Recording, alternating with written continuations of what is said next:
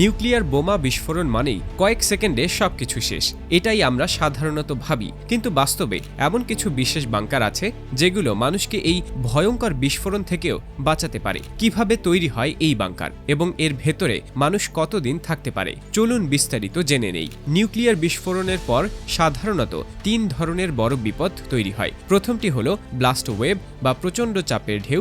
এই ঢেউ এত শক্তিশালী হয় যে কয়েক সেকেন্ডের মধ্যেই বড় বড় ভবন ধ্বংস করে দিতে পারে। দ্বিতীয় বিপদ হলো তীব্র তাপ। এই তাপ এত বেশি হয় যে বিস্ফোরণের কয়েক কিলোমিটার দূর পর্যন্ত আগুন ছড়িয়ে দিতে পারে। আর তৃতীয় ও সবচেয়ে ভয়ঙ্কর বিপদ হলো রেডিও অ্যাক্টিভ রেডিয়েশন। এই রেডিয়েশন মানুষের শরীরের জন্য খুবই ক্ষতিকর এবং দীর্ঘ সময় পর্যন্ত পরিবেশকে বিপজ্জনক করে রাখতে পারে। এই 3টি বিপদ থেকে বাঁচার জন্যই তৈরি করা হয় আন্ডারগ্রাউন্ড বাংকার। সাধারণত এসব বাংকার মাটির অনেক গভীরে তৈরি করা হয়, কারণ মাটি নিজেই একটি প্রাকৃতিক সুরক্ষা দেয়াল হিসেবে কাজ করে এবং বিস্ফোরণের প্রভাব অনেকটাই কমিয়ে দেয়। বাংকারের দেয়াল তৈরি করা হয় খুব পুরু কংক্রিট, শক্ত স্টিল এবং অনেক ক্ষেত্রে বিশেষ ধরনের সুরক্ষামূলক উপাদান দিয়ে। এতে করে বিস্ফোরণের চাপ অনেকটাই কমে যায় এবং ক্ষতিকর রেডিয়েশন ভেতরে ঢুকতে পারে না। এখন প্রশ্ন হলো, বাংকারের ভেতরে মানুষ কতদিন নিরাপদ থাকতে পারে? বাস্তবে নিউক্লিয়ার বিস্ফোরণের পর প্রথম 24 থেকে 48 ঘন্টা সবচেয়ে বেশি ঝুঁকিপূর্ণ সময়। এই সময় বাইরে থাকা খুবই বিপজ্জনক হতে পারে। তবে সময়ের সাথে সাথে রেডিয়েশনের মাত্রা ধীরে ধীরে কমতে শুরু করে। অনেক ক্ষেত্রে কয়েকদিন থেকে কয়েক সপ্তাহের মধ্যে পরিস্থিতি কিছুটা স্বাভাবিক হয়ে আসে। তাই বাংকারের ভেতরে সাধারণত কয়েক সপ্তাহ বা প্রয়োজন অনুযায়ী আরও বেশি সময় থাকার মতো প্রস্তুতি রাখা হয়। কিন্তু এতদিন মানুষ বাংকারের ভেতরে কিভাবে থাকে, এই প্রশ্নটাই সবচেয়ে গুরুত্বপূর্ণ।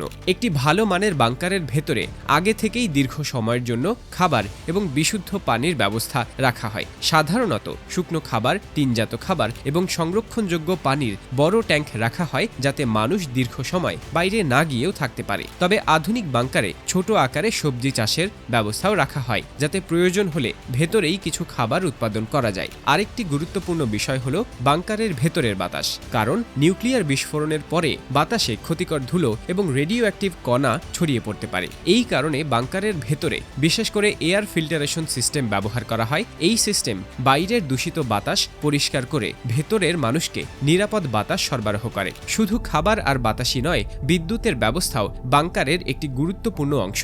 সাধারণত বাংকারের ভেতরে ডিজেল জেনারেটর, ব্যাটারি ব্যাকআপ এবং অনেক ক্ষেত্রে সোলার পাওয়ার সিস্টেম রাখা হয়, যাতে দীর্ঘ সময় বিদ্যুৎ সরবরাহ চালু রাখা যায়। এছাড়াও একটি আধুনিক বাংকারের ভেতরে চিকিৎসার জন্য প্রয়োজনীয় সরঞ্জাম, ঘুমানোর আলাদা জায়গা এবং জরুরি যোগাযোগ ব্যবস্থাও রাখা হয়। এখন আপনি হয়তো ভাবছেন, এই ধরনের বাংকার কি শুধু সিনেমাতেই দেখা যায়? বাস্তবে বিশ্বের অনেক দেশ ইতোমধ্যেই হাজার হাজার বাংকার তৈরি করেছে। কিছু দেশে এমন ব্যবস্থাও আছে যেখানে জরুরি পরিস্থিতিতে সাধারণ মানুষকেও বাংকারের ভেতরে আশ্রয় দেওয়া সম্ভব। বিশেষ করে যেসব দেশে নিরাপত্তা ঝুঁকি বেশি, সেখানে সরকারিভাবে এই ধরনের সুরক্ষা ব্যবস্থা আগে থেকেই প্রস্তুত রাখা হয়। শুধু সরকার নয়, বর্তমানে অনেক ধনী মানুষও নিজেদের এবং পরিবারের নিরাপত্তার জন্য ব্যক্তিগতভাবে আন্ডারগ্রাউন্ড বাংকার তৈরি করছেন। এসব বাংকারে দীর্ঘ সময় থাকার মতো প্রায় সব ধরনের প্রয়োজনীয় ব্যবস্থা রাখা হয়। আরেকটি গুরুত্বপূর্ণ বিষয় হলো, নিউক্লিয়ার বিস্ফোরণের পর শুধু বিস্ফোরণের জায়গাটিই নয়, আশেপাশের বড় এলাকা কিছু সময়ের জন্য বসবাসের অনুপযোগী হয়ে যেতে পারে। কারণ বাতাসের মাধ্যমে রেডিও অ্যাক্টিভ ধুলো অনেক দূর পর্যন্ত ছড়িয়ে যেতে পারে। এই কারণে নির্দিষ্ট সময় পর পর বাইরে রেডিয়েশনের মাত্রা পরীক্ষা করা হয়। যখন সেই মাত্রা নিরাপদ পর্যায়ে নেমে যায়, তখন ধীরে ধীরে মানুষ বাংকার থেকে বাইরে বের হওয়ার সুযোগ পায়।